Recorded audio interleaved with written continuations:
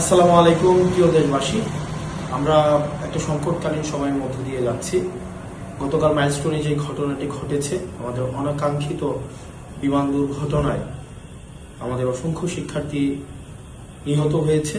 তাদের আত্মার মাগফিরাত কামনা করছি এবং যারা হসপিটালে কাতরাচ্ছে আমরা তাদের সুস্থতা কামনা করছি।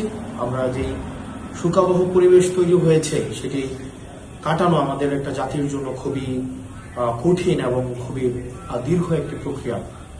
আমরা আগামীকাল চাঁদপুরে শোক মিছিল আমরা করব। আমরা যারা নিহত হয়েছে যেসব শিক্ষার্থীরা এবং যারা আহত হয়েছে তাদের স্মরণের জন্য আমরা দোয়া করব। আমরা কালো পতাকা নিয়ে আমরা শোক মিছিল করব। আমরা চাঁদপুরে আপনারা যারা আছেন আপনাদের সাথে কালকে আমরা এই শোকের মধ্য দিয়ে তাদেরকে স্মরণ করব। আসসালামু আলাইকুম।